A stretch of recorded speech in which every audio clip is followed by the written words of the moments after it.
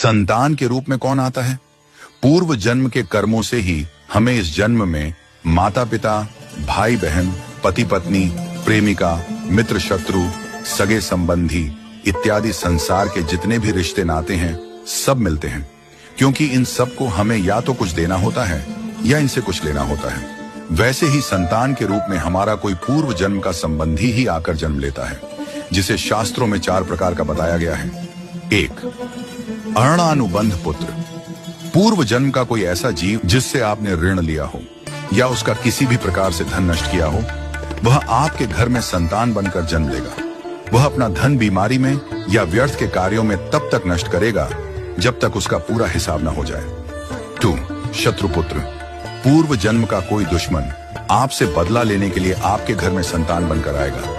बड़ा होने पर वह माता पिता से मारपीट, झगड़ा करेगा या उन्हें सारी जिंदगी किसी न किसी प्रकार से सताता ही रहेगा।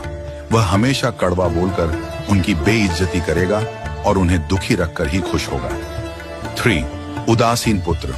इस प्रकार की संतान न तो माता पिता की सेवा करती है, न ही कोई सुख देती है। वह उन्हें उनके हाल पर मरने के लिए छोड़ देती है। विवाह होने पर यह माता पिता से अलग हो जाते हैं और उनकी चिंता नहीं करते। 4. सेवक पुत्र।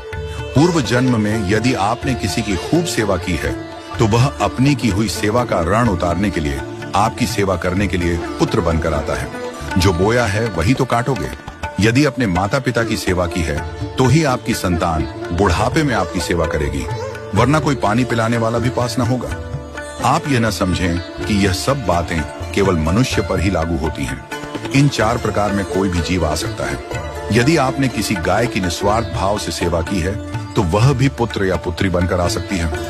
यदि आपने गाय को स्वार्थवश पालकर उसके दूध देना बंद करने के पश्चात उसे घर से निकाल दिया हो तो वह ऋणानुबंध पुत्र या पुत्री बनकर जन्म लेगी। यदि आपने किसी निर्दोष जीव को सताया है तो वह आपके जीवन में शत्रु बनकर आएगा। इसलिए जीवन में कभी किसी का बुरा न करें, क्योंकि प्रकृति का नियम है कि आप जो भी करोगे उसे वह आपको इस जन्म में या अगले जन्म में 100 गुना वापस करके देगी।